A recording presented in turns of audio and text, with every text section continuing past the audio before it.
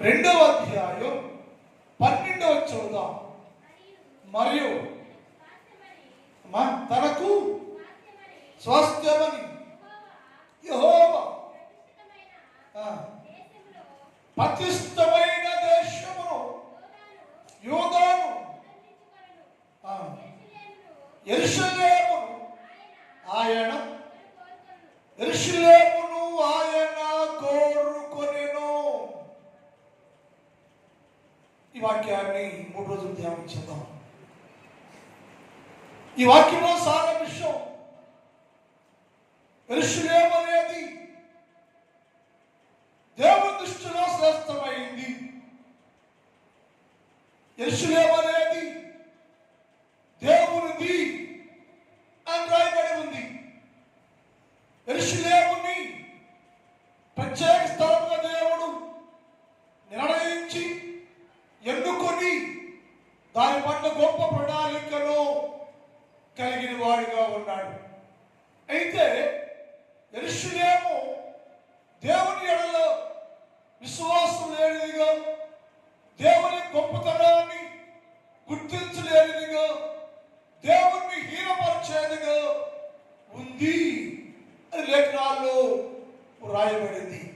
దేవుడు అంటారు, యెరూషలేము నాది కదా, నా యెరూషలేమే నన్ను గుర్తించలేకపోవడానికి కారణం ఏంటి? నా యెరూషలేమే నాలో నిలిచిపోవడానికి కారణం ఏంటి?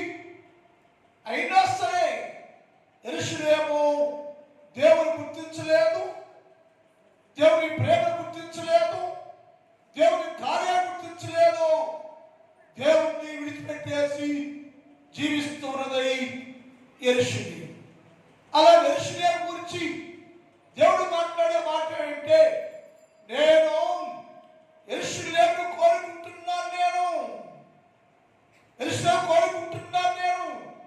ప్రశ్న ఏంటంటే, యెరూషలేము నీ ప్రేమ తిరస్కరించింది కదా, యెరూషలేము నీకు విరోధంగా ఉంది కదా, యెరూషలేము దేవుడిని గుర్తించలేదు కదా, ఎందుకయ్యా నువ్వు యెరూషలేము కోరుకున్నావంటే, యెరూషలేము నాది, యెరూషలేము నాది కనుక నేను దాన్ని విడవక ఎడబాయికి కోరుకుంటున్నాను అన్నాడు. ఎందుకు యెరూషలేము కోరుకుంటున్నావయ్యా? అది నాకు కావాలయ్యా, యెరూషలేము నాకు కావాలి, దాన్ని కోరుకుంటున్నాను నేను. ఎందుకు మీరు యెరూషలేముని కోరుకుంటున్నావా అంటే దేవుని జవాబు చెప్పంటే, నేను యెరూషలేములో నివాసం చేయాలనుకుంటున్నాను.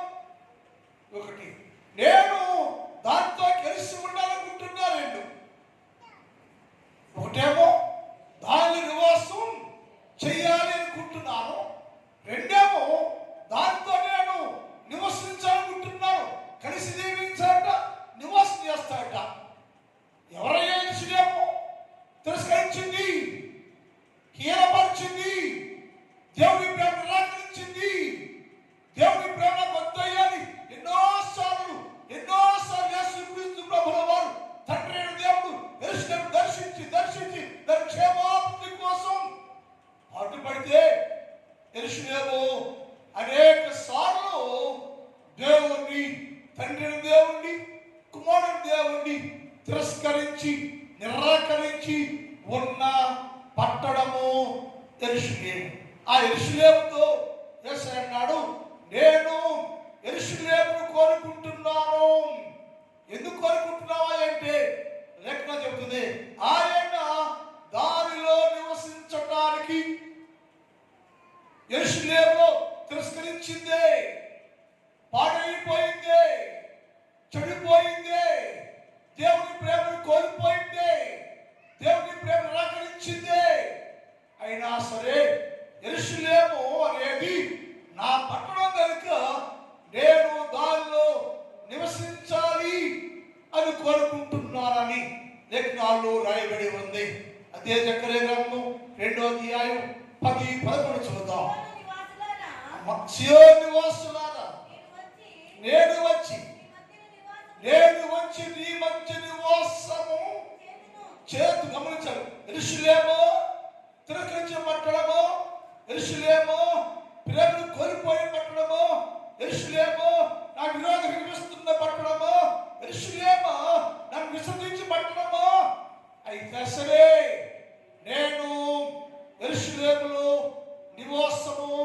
చెయ్యాలి అనుకుంటున్నాను నేను. అందుకని సియోను నివాసి యెరూషలేము, సియోను నివాసులారా, శివోశక్తులారా, సియోను ప్రజలారా, చదువు. నేను వచ్చి నీ మధ్యలో నివాసము చేతును, సంతోషగానం చేయండి. ఎందుకయ్యా సంతోషించాలి? పాఠం అంటే ఇప్పుడు దాకా దేవుడు లేకుండా, నేను దేవుడే లేకుండా, దేవుడి చోట లేకుండా, దేవుడి స్థలమే లేకుండా, యెహోవా దేవుడి, తండ్రి దేవుడి కుమారుడు అనబడే యేసుక్రీస్తు ప్రభువుని నిరాకరించి, దేవుడే లేకుండా, వాక్యమే లేకుండా, శక్తియే లేకుండా, విగ్రహాలు చోటించి, లోకాన్ని చోటించి, పాపాలను చోటించి, పతన వస్తువులో యెరూషలేము, సియోను నివాసులారా ఉల్లసించండి, సియోను నివాసులారా ఉత్సహించండి. నువ్వు త్రోసివేసిన, నిరాకరించిన నేను యెరూషలేమునే కోరుకుంటున్నాను, నేను అది నాదయ్యా అన్నాడు. అందుకు ఎందుకయ్యా అంటే చెప్పేవాడంట, సియోను నివాసులారా నేను వచ్చి నీ మధ్య నివాసిస్తాను, నేను నివాసంగా ఉంటాను, నేను సంతోషించండి. ఇప్పుడు దాకా దేవుడు లేడనుకుంటున్నావా? సంతోషించండి, ఉల్లసించండి. నేను వచ్చి నీ మధ్య నివాసము చేసేదను, మీతోనే ఉంటాను, మీలోనే ఉంటాను, మిమ్మల్ని బలపరుస్తూ ఉంటాను, స్థిరపరుస్తూ ఉంటాను. కనుక యెరూషలేము సియోనులారా, సియోను నివాసులారా ఉల్లసించండి, సంతోషించండి, గంతులు వేయండి, పాటలు పాడండి. ఎందుకయ్యా సంతోషం ఆ జీవితాలు పెట్టి? నేను వచ్చి నీ మధ్యలో నివాసము చేసేదను. లోకంతో లేకపోతే పర్వాలేదండి, యేసు ప్రభు లేకపోతే, యేసు క్రీస్తు ప్రభుల వారు మనలో నివాసం చేయకపోతే నువ్వున్న మనుషులు కానీ, లోకము కానీ, దేశం కానీ ఏదైనా సరే అది ఒట్టిదే. అందుకే దేవుడు చెప్తున్నాడు, యెరూషలేమా, సియోను ఉల్లసించు, సంతోషించు, గంతులు వేయండి, పాటలు పాడండి. నీ దేవుడు మన నీలోకి వస్తున్నాడు, నీ దేవుడు నివసించబోతున్నాడు. నువ్వు విడిచిపెట్టినా సరే, నువ్వు విడిచిపెట్టేసినా సరే, తిరస్కరించినా సరే, నీ దేవుడు నిన్ను కోరుకున్నాడు. నిన్ను కోరుకొని నీలో నివాసం చేయడానికి ఆయన మరలా నీలోనికి వస్తున్నాడు. కనుక సంతోషించండి, గంతులు వేయండి, పాటలు పాడండి, ఆనందంతో ఉండండి. నా దేవుడు నీ మధ్యలో నివాసము చేస్తూ ఉంటాడు అని లేఖనాల్లో రాయబడి ఉంది. దేవుని మాటల్లో సత్యం గమనించాలి. ఏంటయ్యో నీ వచ్చి మారు నివాసం ఉంటే మాకేంటి లాభం? తిరిగి వచ్చి యెరూషలేములో నివసిస్తే లోకానికి లేక యెరూషలేముకి కలిగే లాభం ఏంటంటే ఆయన చెప్పాడు, నేను వచ్చి నేను నివాసం చేయడం ప్రారంభిస్తే అగ్ని ప్రకారంగా ఉంటాను, నేను దాని చుట్టూ అగ్ని ప్రకారంగా ఉంటాను, నేను దాని చుట్టూ. ఇప్పుడు ఏంటంటే నేను లేని కారణం చేత అనేక శత్రువులు వచ్చి ముట్టడి వేశారు, దాడి చేశారు, యెరూషలేముని కొల్లగొట్టారు, దోచుకున్నారు, వెళ్ళిపోయారు.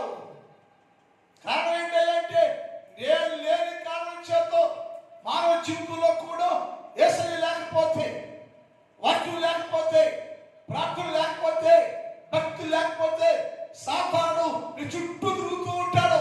సాతాను చుట్టూ తిరిగి కొల్లగొడతాడు, పాడు చేస్తాడు, నీ జీవితాన్ని పాడు చేస్తాడు, నీ ప్రార్థన జీవితాన్ని పాడు చేస్తాడు, నీ కుటుంబాన్ని పాడు చేస్తాడు. ఎందుకంటే సాతానికి విలువ లేదు, సాతానికి విలువ లేదు.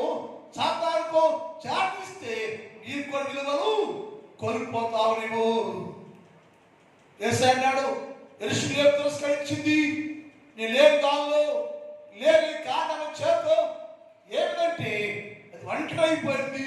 నేను బదలాలని కోరుకుంటున్నాను, కోరుకొని నేను వచ్చి దానిలో నివాసము చేస్తాను. చేస్తే మాకు కలిగే లాభము ఏమిటంటే నీ చుట్టూ అగ్ని ప్రాకారంగా లేకుండా ఏ సాతాను కానీ, ఏ శత్రువు కానీ, ఏ శత్రు రాజు కానీ మరలా యెరూషలేముకి దండెత్తి వచ్చి దాన్ని కొల్లగొట్టుకోకుండా కాపు చేస్తాను నేను. అగ్ని ప్రకారం ఉంటాను నేను, ఆశ్రయంగా ఉంటాను నేను, నేను కాపాడుతుంటాను నేను, నీ జీవితాన్ని కాపాడుతుంటాను నేను. ఎందుకంటే నీవు నా దానము కదా, నా ప్రజలు కదా, నా జనాంగం కదా, నా సొంత జనం కాబట్టి నీ చుట్టూ నీ కంచి వేస్తున్నాను నేను అని లేఖనాల్లో రాయబడింది. అది 8వ అధ్యాయం 3 చదువుదాం. 8వ అధ్యాయం. నేను సియోను యొద్దకు మరలా వచ్చి, ఇప్పుడు మరలా ఎందుకు వెళ్ళాలంటే మొదట ఏమైపోయింది? మొదట ఏమైందంటే సియోను చెప్పి, సియోను అంటే దేవుడిని వద్దయ్యా మాకందంట. నువ్వు మాకు వద్దయ్యో, నీ ఆశీర్వాదం మాకొద్దు, నీ దీవెన మాకొద్దు, నీ క్షేమం మాకొద్దు, నువ్వు మాకు వద్దనే వద్దని త్రోసివేసిందంటే యెరూషలేము. ఎవరిని? దేవుణ్ణి. యెరూషలేము కంటే దేవుని యొక్క దీవెన వద్దంట, ఆశీర్వాదం వద్దంట, క్షేమం వద్దంట, మేలు వద్దంట. ఏమొద్దయ్యా, అసలు నువ్వేమొద్దు మాకు అని యెరూషలేములో ప్రజలు, యెరూషలేము దేవుని త్రోసివేశాడు. త్రోసివేసిన దేవుడు అన్నాడు, నేను మరలా యెరూషలేముని కోరుకుంటున్నాను. నేను మరలా వచ్చి యెరూషలేములో నివాసం చేస్తాను. యెరూషలేము ఎందుకొచ్చి నేను మరలా వచ్చి సత్యము అనుసరించే పుర్రమని గమనించాలి. అంటే యేసు ప్రభు లేనప్పుడు, యేసు ప్రభు తోసివేస్తే ఏమేదంటే సత్యాన్ని కోల్పోయింది, వాక్యాన్ని కోల్పోయింది, సహవాసం కోల్పోయింది, సత్యని కోల్పోయింది. ఏముందంటే అక్కడ స్థాయించింది, అక్కడ సంపద పెరిగిపోయింది. అందుకని యేసప్పుడు నేను దాన్ని చూశానయ్యో, యెరూషలేము చూస్తున్నా నేను, యెరూషలేము పాడైపోయింది. నేను మరలా వచ్చి ఏ సత్యాన్ని కోల్పోయిందో, ఏ వాక్యాన్ని కోల్పోయిందో, ఏ ఆత్మ జీవితం పోగొట్టుకుందో, దిగజారిపోయిందో, చెడిపోయిందో, పాడైపోయిందో ఆ పట్టణాన్ని మరల నేను సత్యం అనుసరించేదాన్ని చేస్తానయ్యో. ఇక పాడైపోయిన కారణం ఏంటి అంటే దేవుడు చెప్పాడు, ఎప్పుడైతే తనలో నుంచి దేవుడు దూరపట్టిందో, దూరమైపోయిందో యెరూషలేము పాడైపోయింది, క్షేమాభివృద్ధి పోయింది.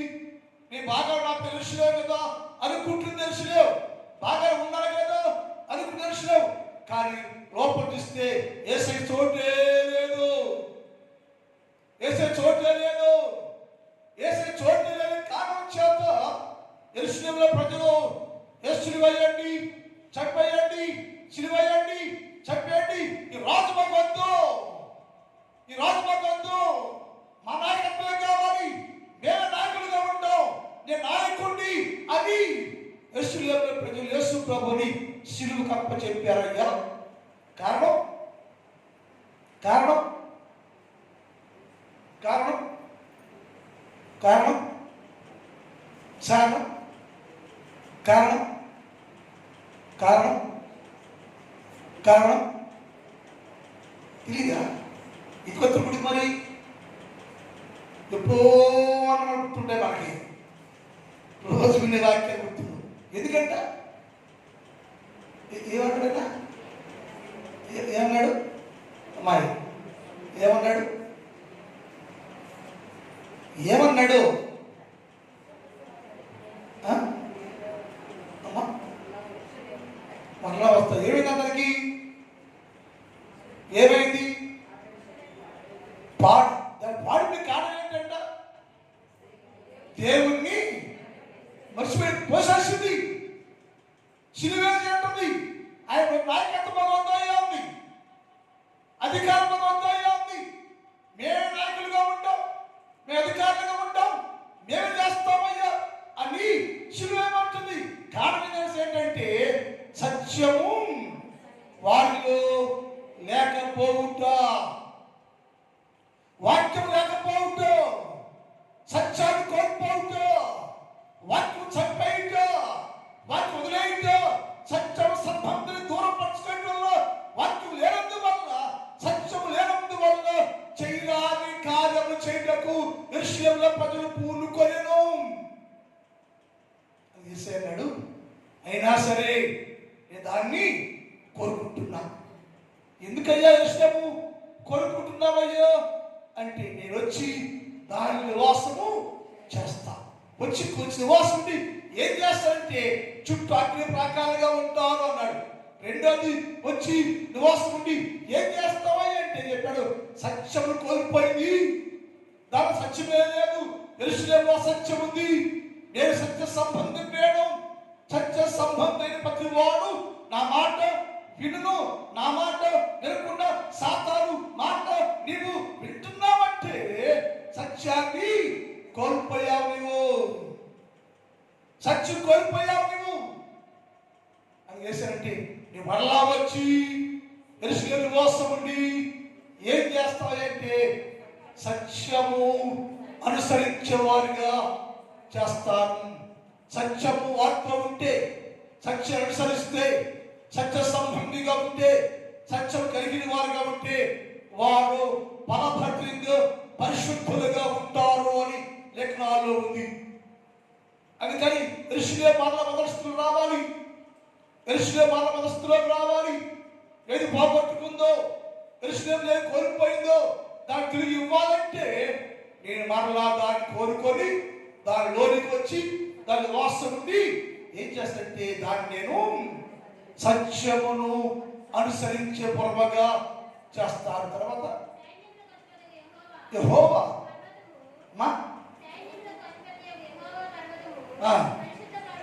అది పరిశుద్ధ స్థలం అని చేస్తాట. ఒకటేమో సత్యాన్ని అనుసరించే పట్టణం చేస్తాడు, రెండోది పరిశుద్ధమైన పట్టణం చేస్తాను నేను.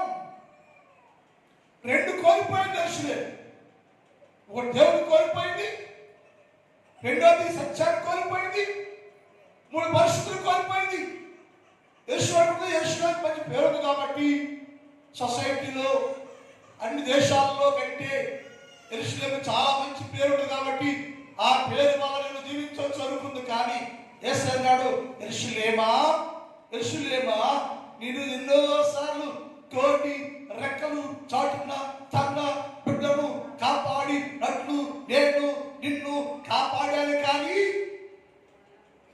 కోడి తన బిడ్డను రెక్కలు చాటున నిన్ను నేను కాపాడాను, కానీ నీ మాత్రము లోకముగానే ఉన్నావు. అది అలా కాకుండా ఉండాలంటే ఏం చేస్తావంటే, నేను వచ్చి దాని నివాసము చేసి యెరూషలేమును కోరుకుంటున్నాను. నేను యెరూషలేము కావాలి, అది కీడు చేసేదే, పాడైపోయిందే, పక్కనైపోయిందే. నేను మరలా వచ్చి దాని నివాసం ఉండి ఒకటేమో అగ్ని ప్రకారంగా ఉంటా, రెండేమో సత్యమును అనుసరించే వారిగా చేస్తాను, మూడేమో పరిశుద్ధ పర్వతం, పర్వతం అంటే రాజ్యాన్ని గుర్తు, పరిశుద్ధ రాజ్యముగా పరిశుద్ధముగా చేస్తాను నేను. యెరూషలేములో ఉన్న అపరిశుద్ధత అనేది, అశుద్ధి అనేది తీసివేస్తాను నేను. దానిలో పెరిగిపోయిన పరిశుద్ధ జీవితాన్ని కోల్పోయింది, పరిశుద్ధతే లేదు. పరిశుద్ధులు కోల్పోయి పాపాన్ని పెంచి పోషిస్తోంది, అపవిత్రులు అయిపోయింది. దానికి ఉన్న అపవిత్రత తీసివేసి దాన్ని మరలా నేను పరిశుద్ధ పట్టణముగా, పరిశుద్ధమైన దేశముగా, పరిశుద్ధమైన పర్వతముగా నేను చెయ్యాలంటే ఏం చెప్తే నేను మరలా దానిలోనికి వచ్చి నివాసము చెప్తే మన జీవితాల్లో కూడా మనం విశ్వాసాన్ని, భక్తిని, ప్రార్థన కోల్పోయి లోకంలో పడిపోయి పాపులుగా మారిపోయి పాప స్వభావాన్ని కలిగి జీవిస్తున్నప్పుడు నువ్వు సాధారణ సంబంధిగా ఉంటూ యేసడు, నేను నిన్ను కోరుకుంటున్నా కుమారుడు, నా కుమార్తెను కోరుకుంటున్నాను. నేను ఏమేమి కోల్పోయావో, ఏమేమి పోగొట్టుకున్నావో వాటన్నిటిని తిరిగి ఉండడానికి నేను యెరూషలేము వలె మానవుడు కూడా నేను కోరుకుంటూ ఉన్నా. ఉదయకాలం రోజు వారికి మట్లాది వారం గాడిదను యేసుని కోరుకుంటాను.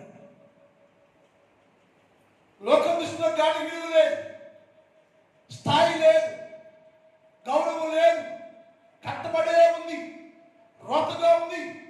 గాడిద గొడవ ఏంటంటే గాడిద మైలు బట్టలు తిరుగుద్ది. గాడిద మైలు బట్టలు తిరుగుద్ది, చట్టకూడదు దానికి. గాడిద ముందు తోలు యజమానికి ఎలా కాలు పడుద్ది. యజమాని ఆహారం పెడతాడు, భోజనం పెడతాడు, బెరుతూ ఉంటాడు, తోలుతూ ఉంటాడు. తోలుతున్నట్టు యజమాని ఎలా కాలుతోటి తంతు ప్రారంభించింది. ఆ చచ్చిపోయేది వాడు చచ్చే తంతునే ఉంటుంది. అంటే హానికరం చేసే గుణం ఉంది దానికి, చంపేసే గుణం ఉంది దానికి, పాటిసే గుణం ఉంది దానికి. ఎందుకంటే స్వభావం అంతే, చంపే స్వభావం, పాటే స్వభావం, తన్నే స్వభావం. అలాంటి విలువ లేని గాడిదను యేసయ్య అది నాకు కావాలి దాన్ని కోరుకోలేను. విలువ కోల్పోయింది, విలువ లేదు దానికి. విలువ లేని గాడిదను యేసయ్య కోరుకున్నాడు. ఎందుకయ్యా గాడిద కావాలంటే అది కావాలయ్యా నాకు. యెరూషలేము కంటే గాడిద శ్రేష్టమయ్యా. యెరూషలేముకి గాడిదకి సంబంధ తేడా ఏమి లేదయ్యా. యెరూషలేమేమో యేసుప్రభువు సిలువ వేయడానికి చంపడానికి ప్లాన్ చేస్తా ఉంది. గాడిదేమో బేబేవాడిని తంతానికి ప్లాను తంతుందయ్యా. దానికి దీనికి పెద్ద తేడా ఏమి లేదయ్యో. అందుకని నేను గాడిని కోరుకున్నా. గాడి కోరుకుంటే గాడి వస్తే గాడిలకు విలువ వచ్చింది, గౌరవం వచ్చింది, ఘనత వచ్చింది, స్వేచ్ఛ వచ్చింది, స్వాతంత్రం వచ్చింది. అలాంటి విలువ లేని గాడిదకు కోరుకొని ఆయన దాంతో ఉన్నందువలన, దాని మీద ఉన్నందువలన విలువ వచ్చింది. కానీ మానవుడు వేసుకొని ఉంటాడు, విలువలు కోల్పోతాడు. మానవుడు క్రైస్తవుడిగా ఉంటాడు, విలువలు లేని జీవితం జీవిస్తూ ఉంటాడు. కారణం నీతో ఉన్నటువంటి యేసుక్రీస్తుకి చోటు లేదు దగ్గర. అందుకని యేసయ్య అన్నాడు, యెరూషలేము కోరుకున్నాను నేను, అలాగే గాడిని కోరుకున్నా. గాడి గుణాలు యెరూషలేము గుణాలు రెండు ఒకటే, హానికరమైనది. అలాగే కోరుకున్నాను. కోరిక ఏం చేస్తావు అంటే, ఒకటేమో చుట్టూ ప్రాకారంగా ఉంటాను, రెండేమో సత్యము అనుసరించే పట్టణంగా చేస్తాను, మూడోదేమో పరిశుద్ధ పర్వతంగా మార్చేస్తాను నేను. ఒకసారి వెలిగించబడి పరిశుద్ధపరచబడితే చచ్చిన దాకా అలాగే ఉండాలి. ఒకసారి వెలిగించబడ్డామంటే, రక్షణ పొందామంటే, మార్పు చెందామంటే చచ్చిపోయిన దాకా అదే నీతిలో ఉండాలి. నీతి కోల్పోతున్నామంటే నిన్ను తిరిగాచుకుంటున్నావు అన్నమాట. యేసయ్య అన్నాడు, యెరూషలేము నిజాయిపోయింది, దానిని మరలా పరిశుద్ధ పట్టణంగా, పరిశుద్ధ సంఘంగా, పరిశుద్ధ పట్టణంగా ఆ రాజ్యం చేసి దానిలో నేనుంటాను. ఇక నుంచి ఎప్పటికీ దాన్ని పరిశుద్ధ పట్టణం అంటారు.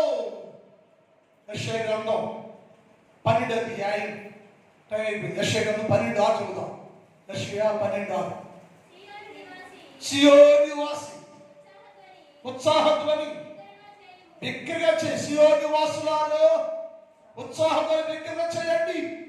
ఎందుకంటే కోల్పోయినటువంటి ఆనందాన్ని, ఆశీర్వాదాన్ని, పవిత్రతను, సువార్తను మరలా నాకు ఇచ్చి నన్ను సంతోషం చేసి విలువలైన జీవితానికి మరలా విలువైన వ్యక్తిగా చేయడానికి నా దేవుడైన యెహోవా మరలా నా దగ్గరికి తిరిగి వస్తున్నాడు. కాబట్టి సియోను నివాసి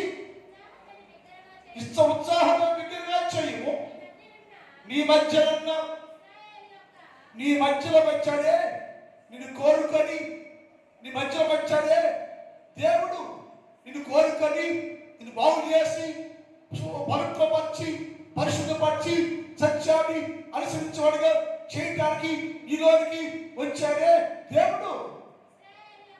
ఇశ్రాయేలు యొక్క పరిశుద్ధ దేవుడు ఏమిటాయన? పరిశుద్ధ దేవుడు. దీనికి చాలా అర్థం ఉంది ఇక్కడ. నీలో ఉండేది మామూలు దేవుడు కదా, పరిశుద్ధమైన దేవుడు నీలో నివాసం చేయడానికి కోరుకున్నా నిన్ను. గమనించవు సోదరుడా, యెహోవా యెరూషలేమును కోరుకొనెను. ఎందుకు అంటే ఒకటి, నీవు నివాసము చేయాలని. నివసించేవాడు ఎవరంటే పరిశుద్ధ దేవుడు అని పేరు ఆయనకి. నీలో నివసించే దేవుడు ఏంటి? యేసుని నమ్ముకున్నావు నీవు, రక్షణ పొందావు నీవు, బాప్తిస్మం పొందావు నీవు, యేసుని నమ్ముతున్నావు నీవు. మరి నీలో నివసించే దేవుడు, ధరించే దేవుడిని యేసు ధరించుకున్నావా ఏంటి? మరి ఆయన పేరేంటి అంటే పరిశుద్ధ దేవుణ్ణి నువ్వు ధరించుకుని పాపిలాగా జీవిస్తే, పరిశుద్ధ దేవుణ్ణి నువ్వు ధరించుకుని లోకస్తులా జీవిస్తే, పరిశుద్ధ దేవుని ధరించుకొని గాడిలాగా జీవిస్తే, పరిశుద్ధ దేవుణ్ణి ధరించుకొని పనికిరాకుండా జీవిస్తే విలువ. ఎందుకని? నీలో ఉన్న దేవునికి నీ విలువ కట్టటల్లా, నీ మధ్యలో ఉన్న దేవుడికి విలువ కట్టట్లా, నీ మధ్య దేవుడికి విలువని ఉంటలేదా నీవు అంటే దాని విలువే తెలియదు నీకు. దాని విలువేంటో నీకు అర్థం కాదా, తెలియదు. అందుకని పరిశుద్ధ దేవుడు నీ లోపల ఉన్నాడు. సియోను నివాసి ఉత్సాహధ్వని బిగ్గరగా చేయి, నీ మధ్య ఉన్న ఇశ్రాయేలు యొక్క పరిశుద్ధ దేవుడు ఘనుడై ఉన్నాడు. ఆజ్ఞల దేవుడు కదా ఆయన, ఘనమైన దేవుడు, విలువైన దేవుడు, గొప్ప దేవుడు నీలో ఉంటున్నాడు, నీతో ఉంటున్నాడు, నువ్వు కలిగి ఉంటున్నావు. ఆయనలాగా నువ్వు కూడా ఉండాలని నా దేవుడు యెరూషలేము కోరుకొనెను. ప్రార్థన మిగిలిన భాగాన్ని రేపటి కాలం ధ్యానం చేద్దాం. ఒక నిమిషం చిన్న ప్రార్థన చేసుకుందాం. చిన్న ప్రార్థన. మోకరించండి. యేసయ్యా, నన్ను కోరుకుంటున్నావయ్యా, నన్ను కోరుకుని నీవు నాలో నివాసం చేయడానికి ఇష్టపడుతున్నావు తండ్రి. నేనయ్యా నీ ఇష్టాన్ని నెరవేరుస్తూ పరిశుద్ధంగా పవిత్రంగా నీలాగే జీవించే జీవితాన్ని నేను పొందే భాగ్యము దయచేయ్యా. ఇప్పుడు దాకయ్యా పరిశుద్ధులు కోల్పోయి ఉన్నాను, పవిత్రతను కోల్పోయి ఉన్నాను, నువ్వు లేకుండా ఉన్నాను యేసయ్యా. ఇప్పుడే గ్రహిస్తున్నాయ్యా, యెరూషలేమును ఎలా కోరుకున్నావో పనికిరాని నన్ను కూడా కోరుకుని నాలో మీరు నివాసము చేస్తున్నా యేసయ్యా. మీరు నాతో ఉన్నప్పుడు నేను కూడా నీలాగే జీవించాలని కోరుకుంటున్నా యేసయ్యా, నీలాగే జీవించాలని కోరుకుంటున్నా యేసయ్యా. సహాయం చేయండి, సహాయం చేయండి అని ప్రార్థన చేసుకోండి. ప్రార్థన చేసుకోండి. యాహాను గారి గురించి ప్రార్థన చేస్తాను. ప్రార్థన చేసుకోండి, ప్రార్థన చేసుకోండి, ప్రార్థన చేసుకోండి. ప్రభుత్వం మాట్లాడు. దేవ సహాయం చేయయ్యా, దీవించయ్యా, ఆశీర్వదించయ్యా, అభిషేకించయ్యా, ప్రతిష్ఠించయ్యా, ఇప్పుడే తాకయ్యా, నీ ఆత్మాభిషేకం కలిపోయా. ప్రార్థన చేయి, ప్రార్థన చేసుకోండి.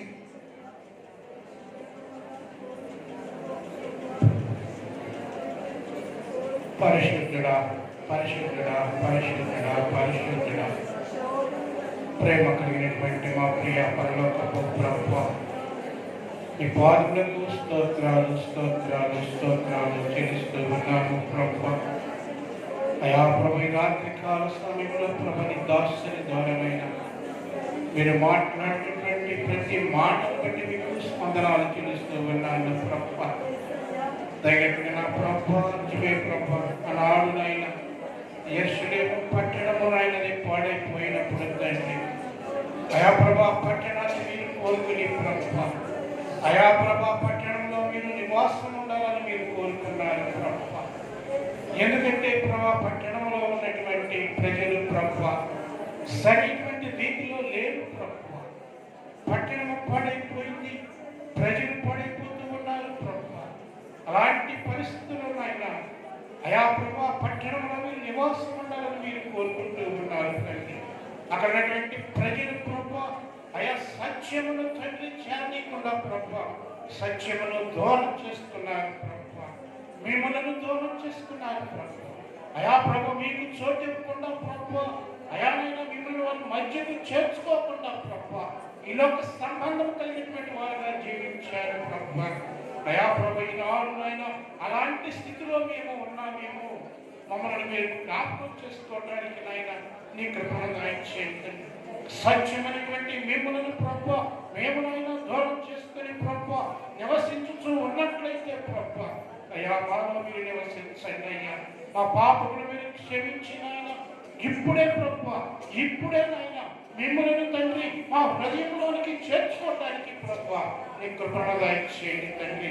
ఎప్పుడైతే మిమ్మల్ని పోగొట్టుకున్నామో ప్రభు, ఎప్పుడైతే మిమ్మల్ని దూరం చేసుకున్నామో ప్రభు, మాకు శ్రమలు ప్రారంభమైనాయి నాయన. ఎప్పుడైతే మీకు స్థలం లేకుండా చేసామో మేము కష్టాల పాలైపోతూ ఉన్నాము ప్రభు. దయా ప్రభు ఈ సమయంలో ప్రభు నన్ను మమ్మల్ని మీరు జ్ఞాపకం చేసుకుని మా హృదయంలోనికి రండి అయ్యా, మా కుటుంబాల్లోకి రండి అయ్యా, మేము సంఘంలోనికి రండి అయ్యా. మా సంఘంలో మీరు నివాసం ఉండబడుతూ ఉన్నాము. ఎందుకంటే ప్రభు మీరు పరిశుద్ధుడు కాబట్టి ప్రభు, పరిశుద్ధమైనటువంటి పట్టణముగా నేను చేస్తానని చెబుతూ ఉన్నారు తండ్రి. పరిశుద్ధ పట్టణములో ఉన్నటువంటి ఆయన గనుడు అని మీరు చెబుతూ ఉన్నారు తండ్రి. కనుక నా ప్రభు ఈ సమయంలో ప్రభు అయా ప్రభు కూడి వచ్చిన బిడ్డలు మీరు జ్ఞాపకం చేసుకుని ప్రతి ఒక్క హృదయాన్ని మీరు తాకండి తండ్రి. ప్రతి వారిలో మీ సత్యమును తండ్రి వారికి అనుగ్రహించండి తండ్రి. ప్రతి వారు కూడా ప్రభు మిమ్మల్ని చేర్చుకుని ప్రభు మీ నామను కనిపించేటువంటి వారుగా ఉండడానికి నీ కృపను దయచేయండి తండ్రి. అయా ప్రభు ఈ యొక్క మార్చి మాసం అంతా కూడా మీరు మాకు తోడుగా ఉన్నందుకు మీకు స్తోత్రాలు ప్రభు. ఈ 3 దినాలు ప్రభు మీరు మాతో ఉండండి, మీ దాసులతో మీరు మాట్లాడండి. ప్రతి వారికి కావలసినటువంటి ప్రతి వాక్యమును అనుగ్రహించి తండ్రి మీరు తండ్రి ఆశీర్వదించి పెడుతూ ఉన్నాము తండ్రి. 3 దినాలు కూడా నీ బిడ్డను మీరు తీసుకురండి తండ్రి. ప్రతి ఒక్కొక్కరు తండ్రి మీ పరిశుద్ధాత్మ శక్తిని పొందుకోవటానికి, ఆత్మీయత కలిగినటువంటి మాటలు వినడానికి ప్రభు నీ బిడ్డలకు మీరు దయచేయమని, ఇదే ప్రభు మాకు తోడుకోండి. ఈ రాత్రి అంతా కూడా మీకు కాపుదలతో మమ్మల్ని భద్రపరచమని యేసు నామమున బట్టి అడిగి వేడుకొనుచున్నాము తండ్రి. ఆమేన్. అందరూ ఎందుకో నింతగా మీరు ప్రేమించితివో దేవా, అందుకు నా దీన స్తుతి పాత్ర. హల్లెలూయా యేసయ్యా, హల్లెలూయా యేసయ్యా. నా పాపము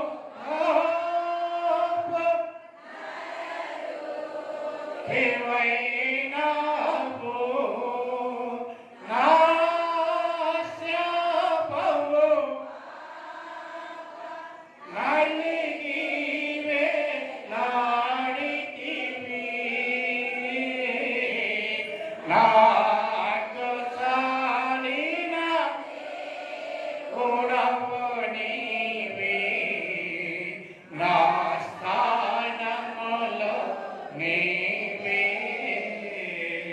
నాకు చాలిన గొడవ నీవే, నా స్థానములో నీవే.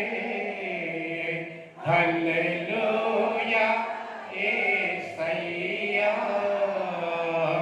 హల్లెలూయా యేసయ్యా.